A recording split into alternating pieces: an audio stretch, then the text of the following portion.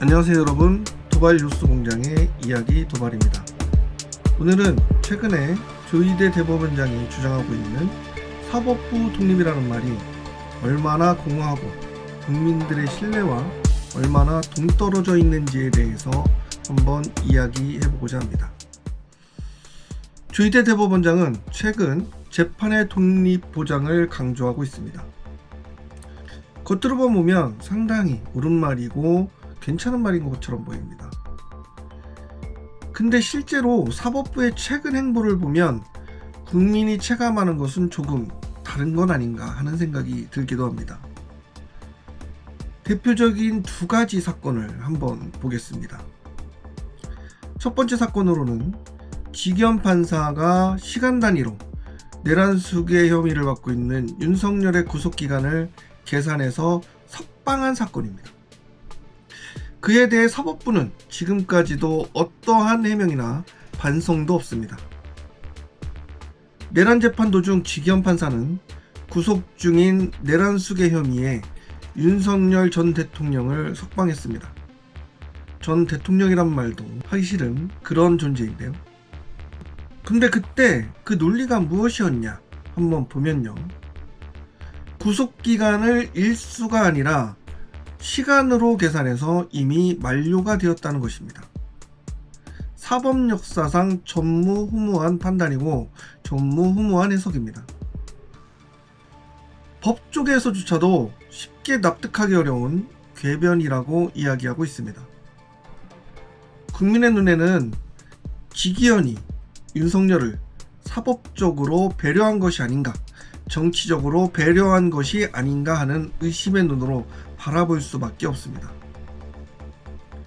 사법부가 법리를 자의적으로 해석해서 특정 인물에게 적용한다면 그것은 독립이 아니라 권력과 결탁한 특혜 사법입니다.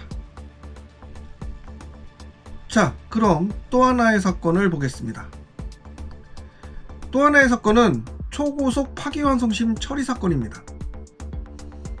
조희대 대법원이 당시 이재명 대선 후보 사건을 단 2-3일 만에 파기환송심에서 판단해버린 일입니다. 보통 수만 쪽에 달하는 기록을 꼼꼼히 검토해봐야 되는데도 불구하고 불과 며칠 만에 판단을 끝내버리는 것이 과연 가능한 일일까요?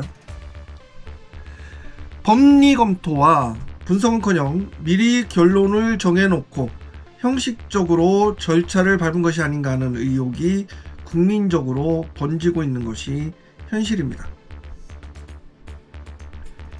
이것은 재판의 독립이 아니라 재판의 속도전, 정치적 판단, 정치적 이해, 이러한 상황들을 종합적으로 고려해서 정치적 상황에 개입하려 했다는 의심을 품지 않을 수가 없습니다.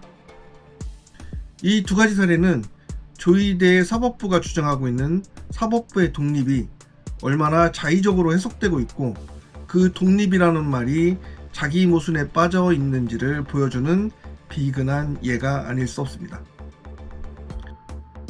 지기현 판사의 사례에서 보듯이 독립은커녕 특정인에 대한 선택적 봐주기, 조희대 대법원의 파기환송심 사례에서 보듯이 독립은커녕 정치 일정에 맞춘 졸속 재판, 이처럼 사법부가 독립을 말하면서도 실제로는 정치적 이해와 권력의 흐름에 휘둘리고 있다는 국민적 비판이 커지고 있는 것이 현실입니다.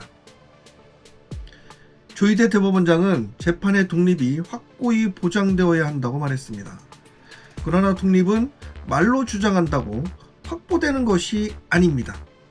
투명한 절차, 국민이 납득할 수 있는 합리적 해명, 정치 권력과의 거리두기, 이것들이 뒷받침되고 있지 않은 그들의 사법 독립의 주장은 그저 책임의 배용 방패막이일 뿐입니다. 사법부의 신뢰는 하루아침에 쌓이는 것이 아닙니다. 지기현 판사의 억지 논리와 조희대 대법원의 졸속 판결과 같은 사건은 사법부 전체의 신뢰를 송두리째 흔들고 있습니다. 진정한 사법부의 독립을 원하고 있다면 사법부는 스스로에게 먼저 묻고 답해야 할 것입니다. 우리는 과연 국민 앞에 떳떳한가? 정치와 권력으로부터 자유로운가?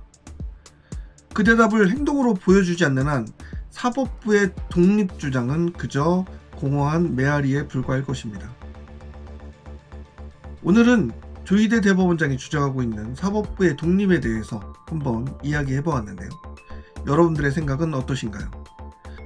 댓글로 여러분들의 의견과 생각을 남겨주시면 영상에 도움이 되겠습니다. 자, 오늘의 영상이 도움이 되셨다면 구독과 좋아요, 알림 설정과 댓글까지 꼭 부탁드리겠습니다. 자, 지금까지 도발뉴스의 이야기 도발이었고요. 다음 영상에서 더 좋은 콘텐츠로 만나 뵙도록 하겠습니다. 감사합니다.